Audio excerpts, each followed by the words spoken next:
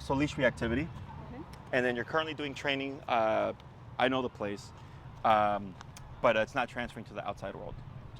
Yeah, and it's also like me as well. Like I have to have the confidence outside of the four walls of the facility so that it transfers for both of us. Sure. Yeah. So is it like food-based stuff? No, she will pick certain humans or dogs that she just decides to not like, sit.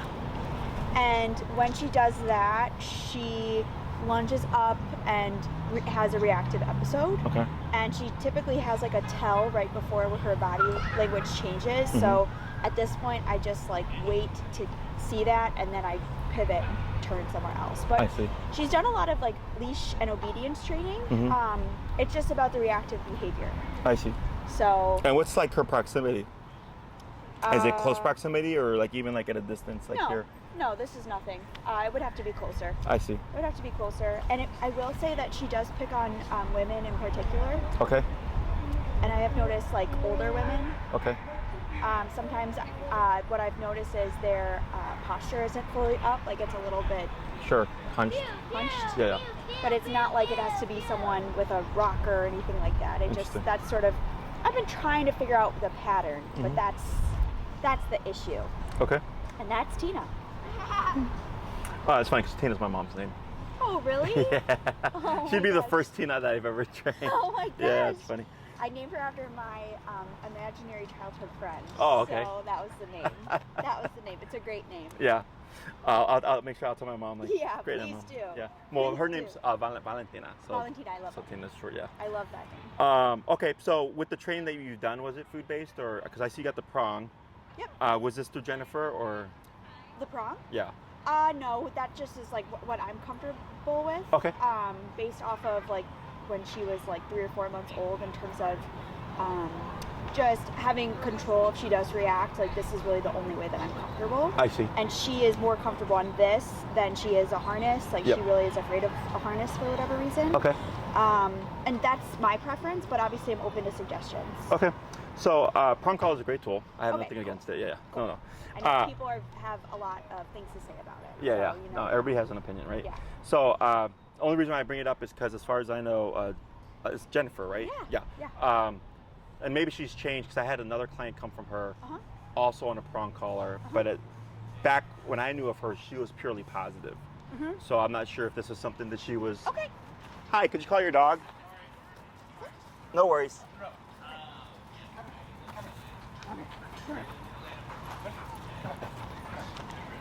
Thank you. Yes, from what I know of her, she didn't do aversives. Sit. But that may have changed in the past, like 12 years that I've been here. I think I just need a better sense of what those would be, you know, because we do like collar pressure on the prong. So that's what I learned. I learned the type of pressure to give her when she's having an episode in order for her to stop. So that's what I've learned through Jennifer. I see, yeah. So what she's most likely teaching you is de-escalation, bringing the dog back to passiveness or as close to passiveness as possible, which is not incorrect. It's an approach. Yeah. However, what we're looking for is to always be able to stop the behavior, but then deter it in the future. Okay, so like you want. That makes total sense. Like right now I'm learning how to manage the reaction, and sometimes I wish that she didn't react at all. Correct, yes. You know, and that's what we want. Okay. Yes. Okay. So you're in the corner, so I was the dog I just worked with right now. Last class was like every dog bark, bark, bark. And then today nothing. I think he huffed like once, and there was another time where he was like starting to escalate, but then we stopped it before anything happened. And what was that dog's trigger? Dogs. Dogs. Okay. Yeah. So his video, so are you on Instagram? Oh yeah. So we're on Instagram, Canine Perspective Inc. The dog's name is, it's not going to say in the video, but the dog's name is Enormous. It's the last one that I put up. You see where this guy's walking with a Newfoundland, and Enormous reacts, triggering the Newfoundland. Newfoundland nearly drags the guy to us, right? But then you see, it's a short 1-minute video where it goes from reactive to less reactive to nothing, okay, in the parts of the video. So for him, this past week, I think they had like an 80% success in terms of stopping reactivity. Where they struggled was with the neighborhood arch nemesis, which was like a chocolate lab, okay, which is not uncommon. Sometimes we live in an apartment building. Sure. So I would say most of the dogs, she has decided for whatever reason is an enemy. Sure.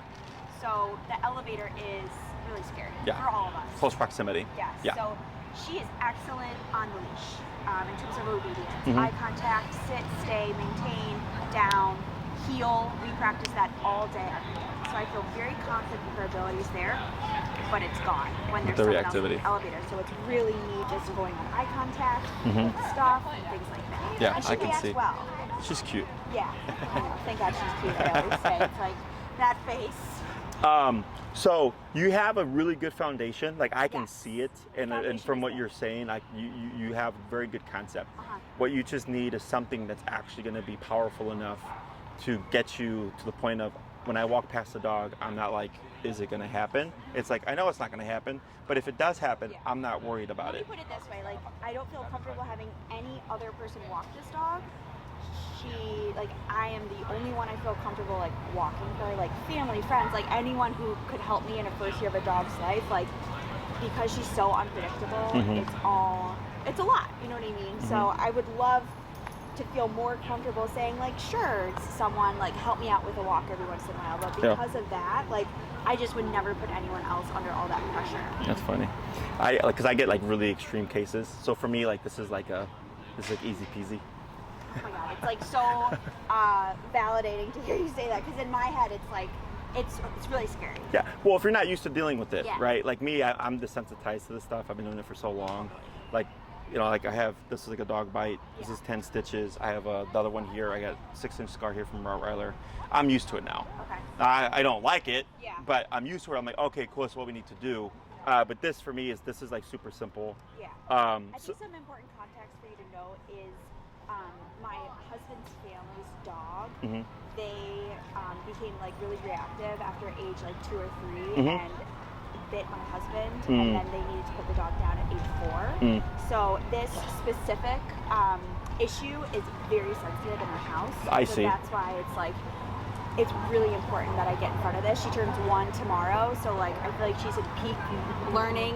You know, she's got a little bit more attention span than she did before. Mhm. So just to put a little bit of context behind understandable. it. Yeah. Because you don't want it to go where it went with the other dog. No. Right. And I get worried.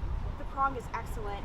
Mistakes can happen, of course. Would the prong ever, get let go and then she bites someone? Mhm. You know, I will not let her near a baby or a kid, but one day maybe that would be nice, you know, just to see like what happens. Because right now I just don't trust her to make that decision. Yeah.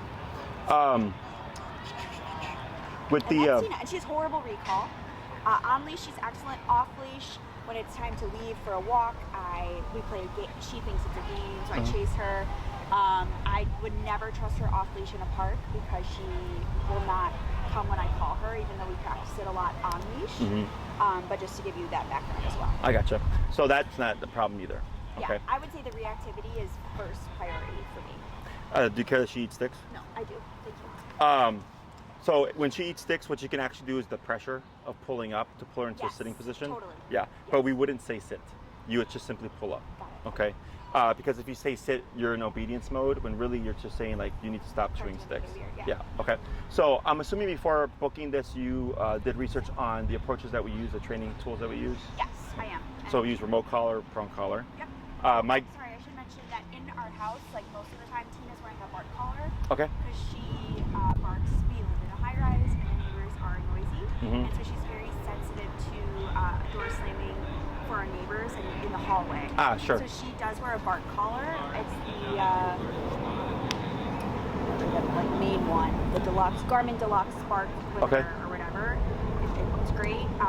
I've been suggested maybe to try the bark collar on her in the wild, but I can't use the prong collar with the bark collar because I've heard it triggers the vibration of it. Oh, you know why? Probably because with the bar collar, since it's sound sensitive, if it hears the jingle. Yeah. But I just don't feel comfortable walking her on like maybe a martingale collar or whatever, but not that one. Yeah. And just so you know, remote collar and prong collar can be used together safely. Okay. There's no interaction between the two. Okay. Bark collar is different because of the sound sensitivity. Okay. So like if on some of them you'll read like a warning where it says to not give them metal pails because of the tanging from the pail could set off the bark collar. Yeah. So that's why I think the prong collar couldn't be used with the bark collar. Okay. Also, it's I a just would hate for it to trigger on its own. I mean, that's like Yeah, the yeah. worst nightmare. So. I gotcha. So the other thing is bar collar on the walk. You know, the reactivity isn't just barking. No. It's coming from something. Right. You know, and we need to address the something in order to address the reactivity. Totally. So reactivity isn't the problem; it's the symptom of a problem. Right. So once we get to the symptom, problem, or the reactivity stuff should then follow. Okay. So we use remote collar. It's my go-to tool. Any dog over 6 months, in my book, is trained on the e-collar if they're training with us. Okay. Puppies under 6 months, basic food training, crate training, potty obedience stuff. Yeah. But at 6 months, they can be trained at an adult level. Okay. And typically by that point, owners are fed up enough with their puppy's behavior. Are you canine perspective? I am. She's the best trained dog ever. Thank you. Come on, puppy. She must have been one of my trainer's clients. That's funny. So I didn't recognize her. Oh. Because I had 2 other trainers, so they all had their own. So, You say the e-collar? yes. So it's my go-to tool. Yep. Right off the bat, we get off-leash control. Okay. So, like for example, I had a client. They had the first class. No, they had the first 2 classes, which were heel. Third class was going to be recall. Between second to third class, they were at the park, and their dog took off and was running towards the street. So she had to like cap the collar at max power, and then she continued with it, which is the harshest correction you can give. And the dog returned to her. Right. So when I saw her for the third class, she's like, Jesse, I hope I didn't screw up the training. This happened. I had to do this. I said, it's an emergency. Right. It was either your dog goes in the street guaranteed, or you gamble using this tool that you have to return your dog. And not only the dog stopped, but actually returned to her. Yeah. Okay. So because the reason why the dog resorted to that is because when we teach the heel, we use heel first because when the dog feels the collar, it helps them learn how to turn it off. And they turn it off by returning to the owner's side, specifically the left side, right? So when she used the collar in that context, the dog's thinking, well, what's the last thing that I've learned with this? Heel, so it just ran straight to her, which is technically recall, even though we hadn't taught it, you know? Okay. But in that emergency situation, it worked, Right. you know? And I told her, I was like, yeah, you're correct. I mean, it was either that or gamble your dog getting hit by a car. Right. So I was like, In the city, it's like, exactly. So right off the bat, we get off-leash control. It's very intuitive. Everything nowadays is a button, right? Cars now turn on at a press of a button. Elevators are buttons. Your phone used to be buttons, right? E-collar is buttons. So it's more intuitive for the human. At this point, you probably have good handling skills with leash pressure and stuff, sensitivity, like understanding it. Most people don't have that, right? So for my dog owners who either come from zero training or some experience of training, what have you, and I get clients, like I had a client like 3 years ago, they adopted a puppy, a 6-month-old golden doodle, and they're like 7 years old. Okay. And the dog is now like, and I'm like at wit's end, so I commend yeah, them. and the dog's like 60, 70 pounds. Okay, and the wife is like probably your height. She's very petite. So for them, we're able to compensate for things because of the e-collar. Okay, and they were able to get the training done. Now for them, I put them on a prong and e-collar because I wanted them to have the most leverage possible. But more often than not, it's just it's just remote collar. Okay, so are you familiar with what the technology is? Like how it operates, what it actually does? No. So it's not electrocution, which a lot of people, they're like, oh, it's a shock or what have you. It's a muscle stimulator. So if you've ever been to a chiropractor or physical therapist, have you ever seen the like videos or the machine that moves muscles? It's called a TENS unit. Is it the same technology as the Garmin bark collar? Yes. Okay. So I Yeah, tried it's a that on muscle myself. stimulator. Correct. Yeah. Okay. So it's not electrocution. Because when people refer to it as a shock collar, Yeah. that's usually the first thing they think of, right? And I was like, the e-collar, like electrocution. collars. exactly. Yeah. So I always tell people, I was like, nope, that's not what it is. They use Okay. the technology in humans all the time. It's a muscle stimulator. It's the same technology as your Garmin. Now, the bark collars tend to operate more harshly than a standard remote collar. Because she does not, there's vibrate and then there's 1 through 10. Uh-huh. One time I put her on a 3 and it was horrible for Mhm. both of us. And so now she's either on vibrate all the time or 1, but Okay. mostly vibrate. Okay. It's like she puts the collar on and she knows. Yes. Okay. So just to give you a sense of her Sensitivity. tolerance. Yeah. So 10 on your Garmin is 127 on our remote. Okay. Okay. Got it. So we have 117 more divisions. It's much more refined than the bark collar. Okay. Bark collars operate separately because it's stop a problem, right? We don't really care how the dog feels. We care that the dog stops barking. I've had clients, they're like, oh, I'm about to get evicted. So if I don't have time to resolve the problem, I tell them stop a bark collar, put it on 10, Yeah. we want to stop this right away because I don't care. Otherwise they lose their place or they lose their dog. Yeah. So bar collar is much different. Remote collar, we do care. We do care when we teach like the obedience stuff. It's not like sit, oh you don't do it, I'm gonna slam you. It's we teach everything. Technically we'd have to reteach with the remote collar through appropriate pressure. Okay, so like when you pull up on your leash and you can feel the pressure, the tension that you're putting, you know exactly how much to put to get what you're looking for. Right. Same thing with remote collar. Okay, so now it's just shifting the pressure to on a button and intensity that you don't really have connection with. You just start to get a feel for it over time. Okay, first thing that we always teach with remote collar is heel. Okay, because leash pulling is one of the most common things that people want to fix, and leash reactivity. Okay. Yeah, she does no leash pulling, but Okay. reactivity obviously. Okay. So when we would have to reteach the heel through remote collar. Okay. Sit. Through remote collar to teach her how it turns on and how it turns off. Okay. Typically, when we think of remote collar, people think Punisher. Even with prong collar, they usually think Punisher, right? So, but what we want to do is teach it as a communicator. Right. Okay. So once we start layering in the e-collar over the heel, one, it gives us a feel of what is your dog's sensitivity level. Okay. It could be 8, it could be 25, it could be 16, what have you. I help you figure all that out. Okay. We recondition the heel using the e-collar, and then I give you your homework and I say rinse and repeat. We'll see you in a week. Okay. You come back, you give me feedback. And you might say, man, Jesse, reactivity was like non-existent this week. Or like she was only reactive in the elevator, right? Or the dog barked at her first. So those instances of reactivity that you would experience, tell me where she's at psychologically. Because if you're in an elevator, confined space, it makes more sense that she'd be more threatened there, right? If a dog barks at her, again, the intensity of the situation, the dog is putting threat first before she reacts, makes sense. But if you're walking past dogs that she would typically trigger with and she's not triggering, then I go, cool. The standard life stuff is good. Right. It's just these kind of one-off Totally. situations. There'll always be quirks, like I Yes. said that. And then now we got to find the answer for the quirks, for the what we call residual reactivity. Okay. So when we put remote collar over the obedience, the difference between the remote collar and the prong collar is that the remote collar can actually match your dog. Okay. With prong collar, there's a cap. Even if you could give a correctional pop, and you can give the firmest correctional pop that you can give, if her reactivity is greater than what you can give with a correctional pop, it will go nowhere. Okay. I can typically solve for it with that tension. It's not, because she's 20 pounds. Yeah. So I do feel confident that like with that correction, I can change it. But like, you know, the thing is like, I just don't want it to start in the first place. Yes, if that makes that's the sense. next thing. Yeah. Is that let's say you can stop it, you're giving good corrections, but the next time she sees a dog, she does it again, or the next day she does it again. Right. It was enough to stop her in the moment, but not enough to deter the next time. Right. And that's what e-collar is going to be able to do for us. Right. Okay? Okay. So like I have a 8-pound Chihuahua. He's 12, 13 now. When I got him at a year, he was super reactive. Okay? And at that time I wasn't doing e-collar, I was doing prong collar. And they make them for little guys. And I would have to crack them so firmly, he would spiral, but then he'd go back to reactivity again. And typically by the third correction, he would stop. And you don't, the looks that people gave me, because they're like, you're done with it, what are you, like, he's twirling. I'm like, yeah, but he goes right back to it, so he Right. doesn't care. Right. And he would balk, he'd be like, blah, Right. and he'd go back to the reactivity. Once I did e-collar with him, oh man, it was so much easier because I'm not having to do anything physically. It's all at the press of a button.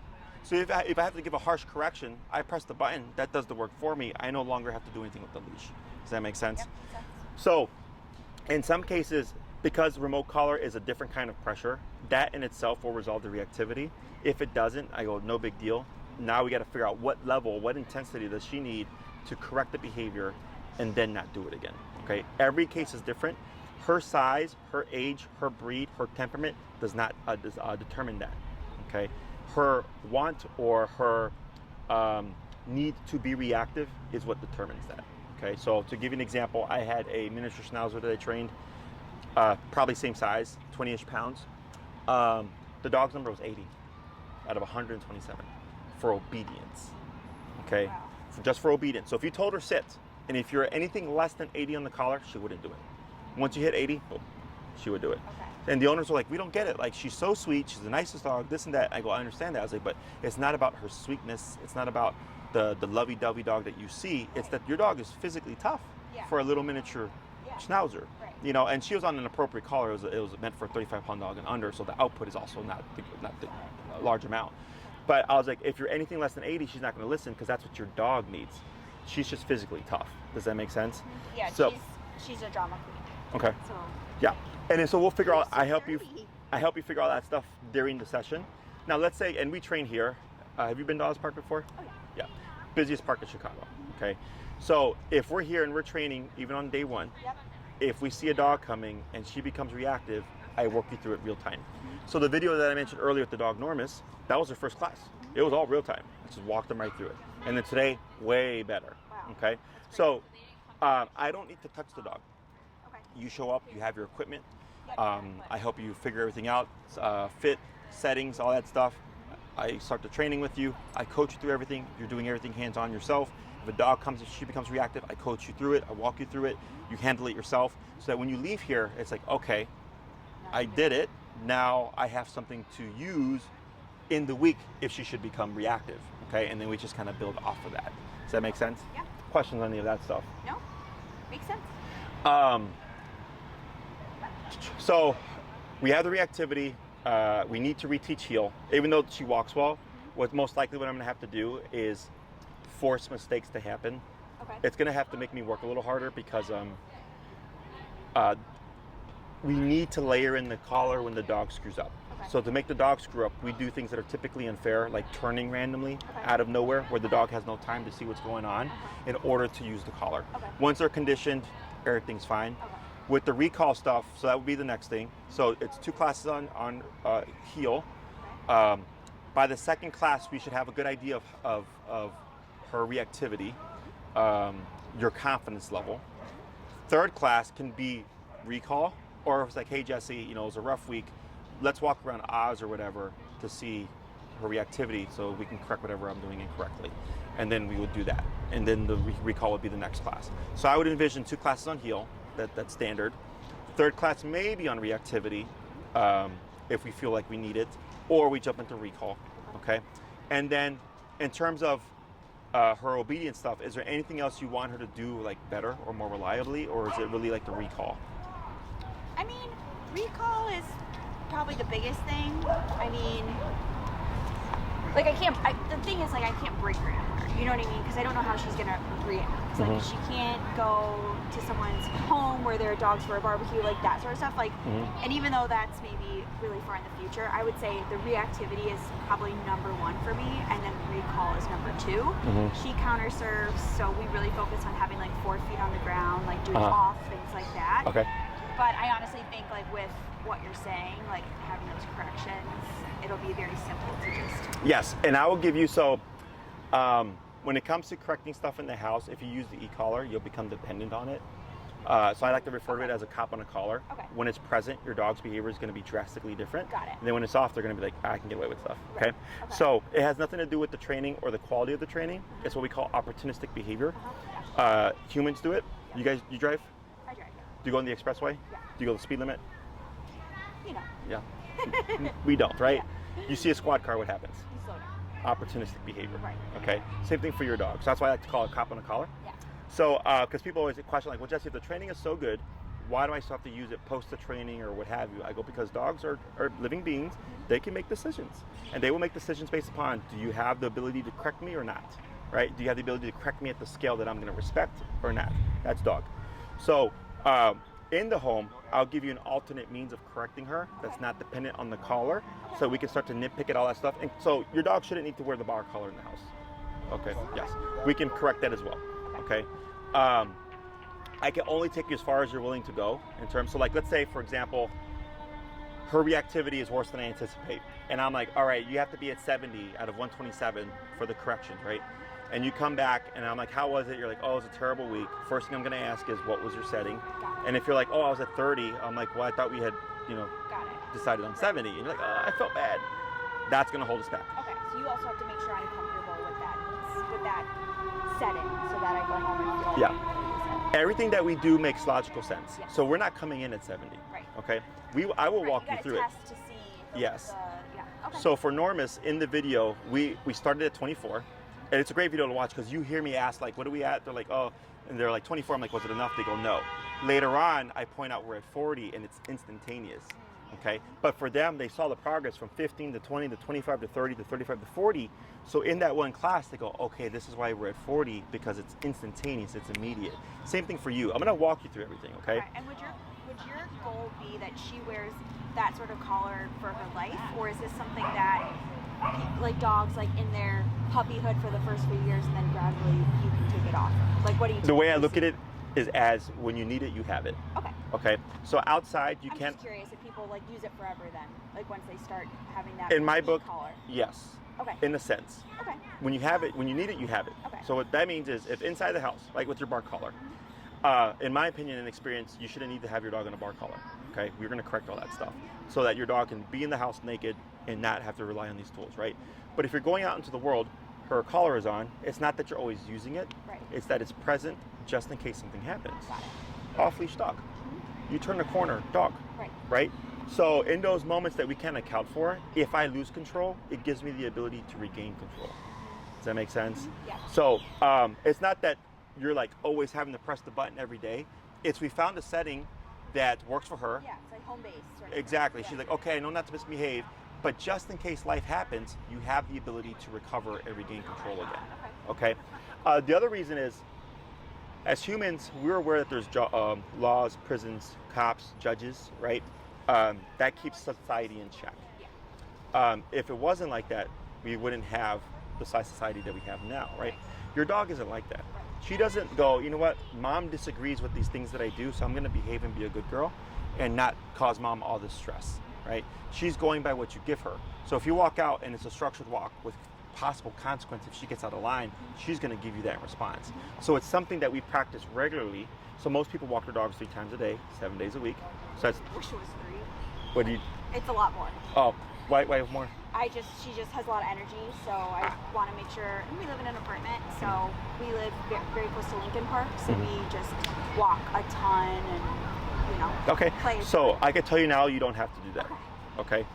Now, if you want to do that because you want to do that, you're enjoy welcome it, but, to. in Yeah. the winter it's a little different than that. Yes. But when people do things because they think their dog needs it, that's where I take issue. Okay. Because what can seem like a lot of energy is actually lack of formal boundaries and rules that they actually respect. Okay. That's the difference, okay? Because you technically have rules and boundaries with your prong collar, and it's gotten you so far. But once you're able to get up here, it's going to make the world of a difference, okay? When you get a dog to fully focus and be responsive and is disciplined, the exercise is multiplied because of the level of focus, exactly, and attention. And the only tool in my book that can really create that is remote collar. Just my experience, and I've done everything from positive only to slip leash to gentle leader to no pull harnesses to prong collars. I've done everything, okay? And in my book, remote collar is just the epitome of all dog training tools that there are, okay? So general rule is at least an hour a day is what I recommend. If you want to do more, please do. It's great for your dog, it's great for you, but I don't do it ever when I feel like the dog needs it, okay? Now, if you had a working breed, like a dog, like a hunting dog or something like that, it would be different because it's in your dog's genetic code to need to do stuff, and then I would say, yes, you have to. I've had that happen to clients where they adopted a dog from a breeder, like a pointer or something, and it was meant for family pet. It was a family pet breeder, but they just got that one-off genetic line because if it looks like a pointer and it barks like a pointer and it points like a pointer, it's a pointer still, that they get that hunting instinct, okay? And then I'll tell them, I'm like, this is a dog that needs its needs met. So it's training will do so much, but if you're not willing to fulfill this hunting need or this need to like go and like point and all this stuff, we're gonna have butting heads. So sometimes they'll like, okay, we'll rehome the dog. Other times they move forward with the training. They do what they need to do for the dog, okay? This for me is just a standard dog that's just kind of getting out of line, okay? Question on any of that? Because, it's so extreme for me, but I know that you've seen a lot, so. Yeah, no, I'm not. And like, the fact that she's seen everything going on, even with the dog that came over here, and she was non-reactive. But it's unpredictable. Like, had the dog been maybe smaller than her or looked at her a certain way, like that's the hard thing. I've tried so hard to figure out the pattern. It's Is it a specific breed? Is it a specific, size of dog that she doesn't like? Mhm. And the fact that it's not limited to just dogs. It's also, humans a little bit, specifically women. Have you noticed her be a little jumpy with anything like sounds or like random things? Nope. No, I did a lot of early on vacuuming next to her face, and we live on a busy street, so I feel like she's comfortable in very busy settings without feeling panicked. It could be like an open park with that dog, and she doesn't, even though she's got all this Other grass. stuff going on. Yeah. Hi, we're training right now. So the reason why I ask is typically that's nervous dog trigger. Nervous dogs seem unpredictable, Yeah. and that's why I asked if she was jumpy and stuff. Yeah. Sometimes I think she has anxiety, and then other times I think she has low confidence. I'm I don't know if those, part of my training with her is working on her confidence, and just doing things that I know that she can do well, and then rewarding her heavily for it, and then maybe doing some challenging things and then rewarding her heavily for it to try and boost her confidence a little bit. Sure. So the way that we boost confidence is through physicality. Okay. Okay. Do you know what that means? No. So there's a video on YouTube. It's a great video of I think it's a golden retriever or a yellow lab or something. And they have Tina, here. so just hold right there. Just shorten your leash. So in the video, you see her with her litter of puppies. There's 5 puppies playing, being normal, and then there's one puppy that's isolated, and you see her go and poke and prod the puppy, and the puppy's yipping and being a puppy and crying and stuff. Humans would think oh, she's being mean to her puppy. She's not. She's toughening up the puppy. That is an antisocial puppy because it's isolated from the other ones. Okay. So what she's doing is she's physically messing with it to say toughen up. Go with your and there's I think a point where she picks up the puppy and brings it over to the other puppies, and it runs out. She grabs it and brings it back. Yes. It. Yeah. So, e-collar is physicality. Your prong collar is technically physicality. Okay. So the way we teach the dog to be non-reactive to these things, right, is I would think of these things as stressors to the dog. So for whatever reason, and the reactivity is the stress response. E-collar is a stressor. So when we put the dog under stress and teach them hey, there's a higher level of expectation now, using physicality through the collar, the muscle stimulator, that's what I say toughens up the dog. It's you're nipping and biting your dog, and if she goes, well, if I can handle this level of stress, then the stress that I had of this dog approaching me or what have you is now less. Does that make sense? Yeah. So then the dog, a lot of times, that's where we see the reactivity go, because the dog's I can do way worse than this. This is no problem now. Right. Does that make sense? Yeah. So it's not intuitive for us to think how does this thing that's bad, right, that hurts the dog or whatever, how is that helping the dog? I'm it's how you layer it in. Because again, people think of it as a punisher. They have a hard time kind of understanding how does a punisher help a dog build confidence. I tell them it's because dogs bite each other. Right. They're physical creatures. And she plays really rough. Uh-huh. We have a family dog that she plays really rough with, and she's got a dog best friend sort of thing, and they have play dates and they both play really rough, and it's mostly great. There's been one incident where there was a ball involved and she had some resource guarding. Yep. So now we have, if there's some sort of play date, there's absolutely no toys in the house, no Bene bone, no ball, no rope, anything like that. And it went away completely, basically, so that's good. But yeah, there's a little bit of that I should mention as well. Okay. But just with dogs? One time with me, but just once over the last year. But one time is probably too many. Okay. Is that something you'd want to address? For sure. Okay. I think in order of importance, it's maybe that third behind the reactivity and the recall, but absolutely. Okay. Is there anything else you'd want to add to that?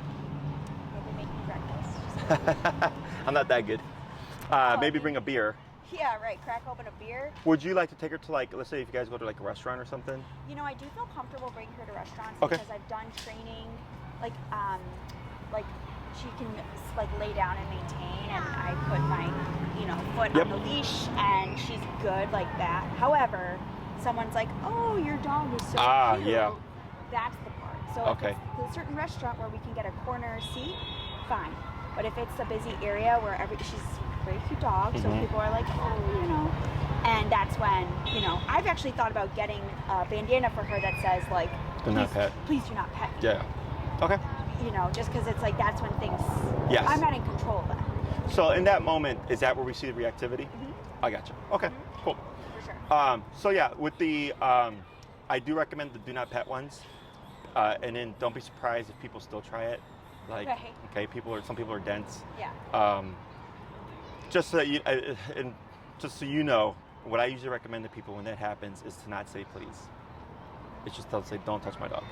Okay. If you have to be curt, be curt. Yeah. Because people will bypass please. They will bypass. I just sweet. say she's not friendly. Okay.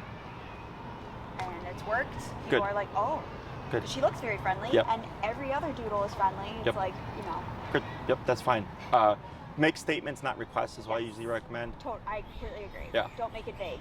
Because people will buy, oh, it's okay. Like, I'm good with dogs. I'm like, eh. They call me the dog whisperer. Yeah. So when it comes to those moments, it's kind of like there's two parts to it. One is it's technically unfair, right? You're minding your business. You're enjoying a meal with your husband. She's there, and they come over like, oh, into your personal space, and she triggers, right? Now, would we still correct? Yes. However, I would also then, as you do, advocate. Not friendly, go away, right? But we still correct the behavior so that she understands like that's not acceptable. Totally. And then we're ideally trying to be more proactive about keeping people from preventing. And every time she barks, they go away, so she's rewarded for the behavior. It's like, Yeah. no one's Steps going forward, to steps stay back. when she barks like that. Yep. She sounds like a 100-pound animal when she barks. Sure. So it's like, people usually are like, whoa. Sure. And there's a lot of shame for me too, because it's like, you think like nature versus nurture, that whole thing. Like, a dog like this, like how could it be so vicious? You know what I mean? Yeah, like, I what gotcha. happened? Yes, I I'm sure completely. you get a lot of people who are like, what did I do? The abuse and all that stuff. Yeah, but it's like, gosh, I mean, I can't think of anything that I could have done to make her like this. Yeah, no, this is your dog's genetic code. Yeah. Okay. Wiring. Yes. Because earlier you said as young as 2 to 4 months, right? She was already doing this behavior. Did I hear that correctly? Around 4 months. Yeah, that's pretty early. Yeah. Typically, these things crop up around 6 months or a year. Yeah. Because that's where we're starting to get personality shifts. Or that's where the dogs find their voices 6 months in a year. So like, I'll get clients whose puppies don't bark until a year old at the front door. And so like, oh, our dog doesn't bark. Yeah, this is she's great. been pretty consistent. I mean, when she was an early puppy, I think about those first few months, and it's like I was so blinded by sleep training. I don't even know what happened those first few months. Like, I can't think of an incident that was like, and then she was never the same. Like, there was no like rock bottom moment that like I can point to. So that's why I think it's triggering, or a wiring with her that's happened. That has happened. It's just genetics. Most of the stuff that we see is genetics. Yeah. The whole abuse thing it's just human emotion, sob story type of stuff. Totally. So Yeah. Okay. So I would most likely put you at around a 6, at minimum 6 class course. Okay. If you wanted, you could do 9. Okay. If you did 6, the way I would structure it is 2 on heel. Okay. The 3rd class may be on reactivity or behavioral stuff in general. Okay. 4th class would be recall. Okay. 5th class could be resource guarding. Now, resource guarding and recall are the 2 commands that take the longest to teach because they take a lot of repetition. Okay. But they're easy to do. It just takes time. The 6th class can be a review. It can be put this in your pocket, save it for a later date. It can be what else can we learn, right? What else can we improve upon? I can get a lot of stuff done in one class, especially for you because you've already done a ton of training. Yeah. Okay. So we're jumping off of a good foundation here.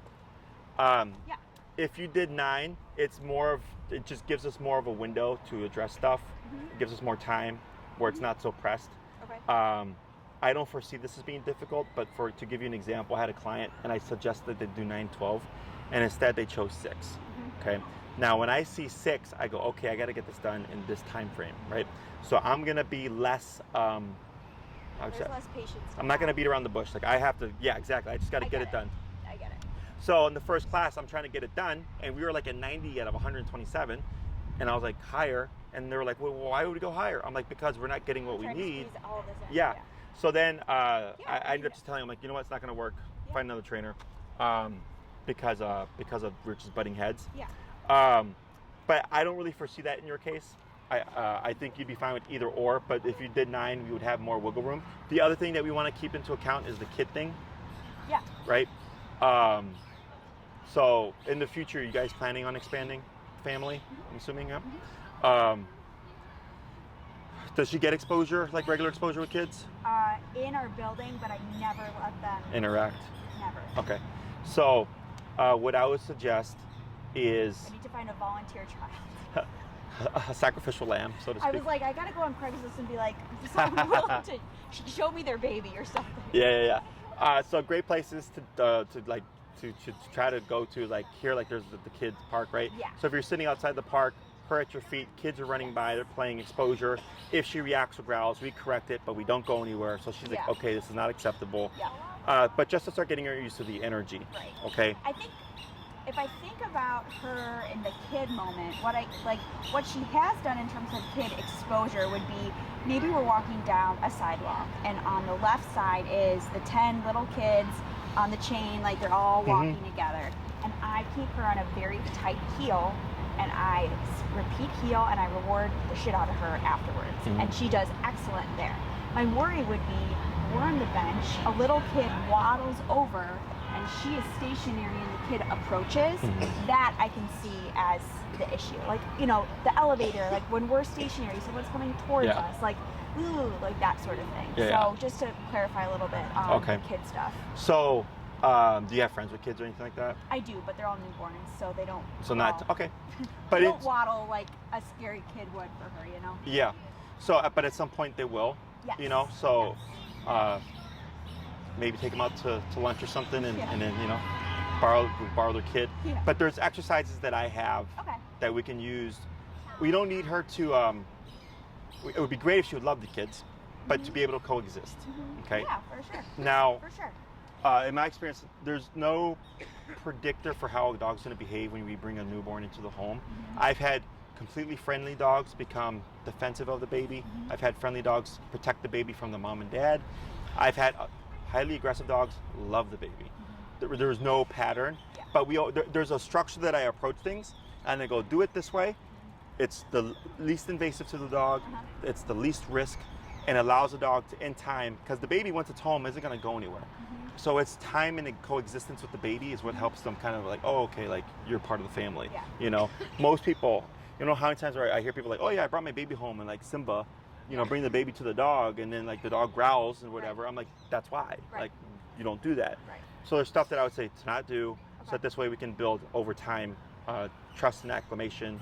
And then usually interaction between dog and baby, if it's going to happen, is when baby understands concepts of like gentle, you know, be soft. Yeah, exactly. Because let's say, going to that example, you're sitting at the bench, you don't know that there's a kid coming over. Kid just goes and like grabs her ear. If she bit the kid, technically speaking, it is a valid bite. Whether or not the humans perceive it that way is a separate thing. Totally. Okay? Because that child invaded a personal space. Imagine that you're minding your business and someone just came over and grabbed your shoulder. Who are you, right? Yeah, exactly. So it's the same concept for your dog, but because it's a child, or, you know, because the person was being sweet and nice, you know, the expectation is like, oh, like my dog shouldn't have done that. And I go, no, that's technically a correctional bite because that person invaded your dog's space. So there's things that I'll call out too, where I'm just like, that's not on the dog, that's on the humans. Yeah. Okay. Question on any of that stuff? So the collar that I would put her on is meant for a 35-pound dog and under. It's a Dr. 280C. They'll send you the information for it and all that stuff. It's meant, so it's the lowest output collar. She's what, like 15 pounds? She's 20 pounds. 20, yeah. So there's plenty of, if she was like on the cusp at like 35, I'll go a size higher. But she's... And she's a year, so tomorrow. She's basically full grown. Happy birthday. I know.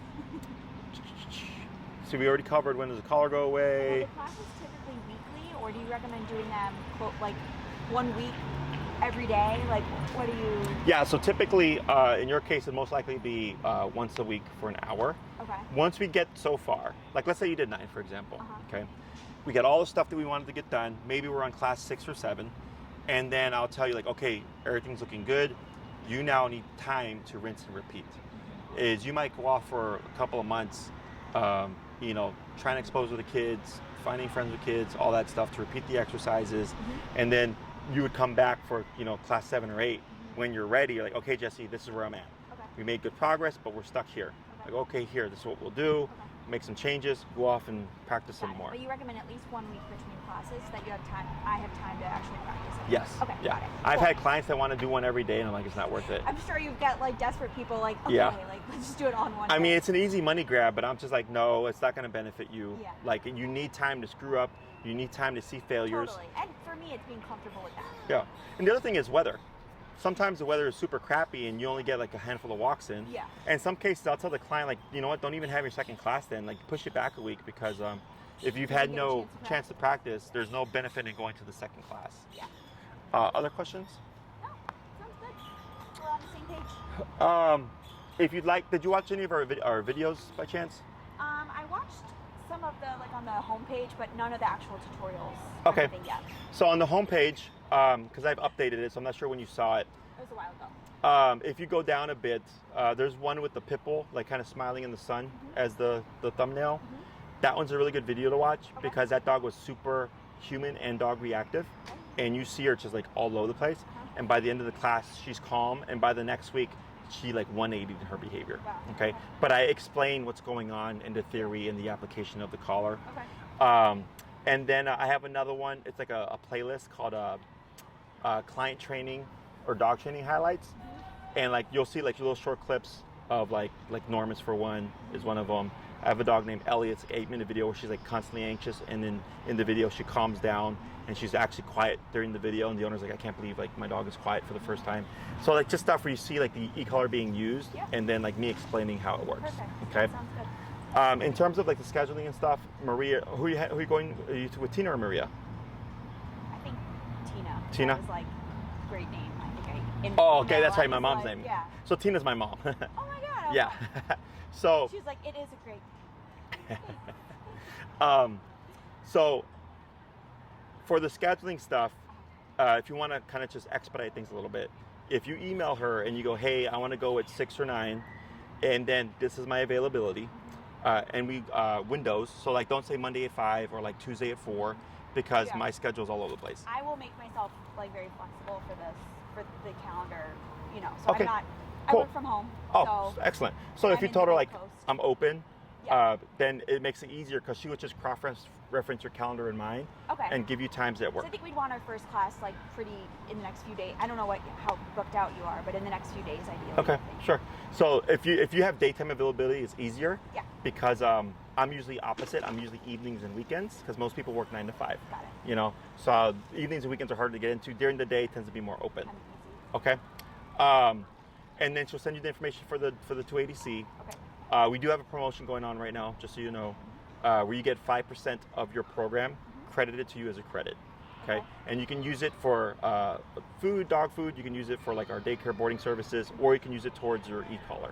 Okay. You would just pay for your program first, and then you get the credit, and from there they apply it to the e-collar and then send you an invoice, and then you get that discount. Okay. It's a spring promotion that How we long have. does it take for the collar to arrive? We have them in stock. Oh, so I pay for it, then you bring it? Yeah. Oh. Yeah. Okay. So you get the discount, Great. and it's You instantaneous. never know with shipping, so Yeah. that's perfect. Okay.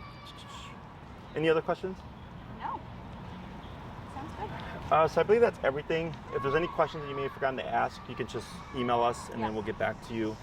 Okay. Otherwise, I know I had more consults earlier today and then during the week, so it's first come, first serve. So if there's anybody from before that's already like signing up, and you're like, okay, sign me up, Tina, like once they're signed in, then you'd be the next one to come into the That sounds good. scheduling. Okay. Yeah. Anything All else? right. No, pretty easy. Awesome. Well, it was a pleasure meeting you. Yeah. And if you have any other questions, like I said, let us know. Otherwise, enjoy the day and the weekend. Awesome. Thank you so much. We're You're welcome. excited to get started. Take care. All right, T, you ready? Would you like your video debut?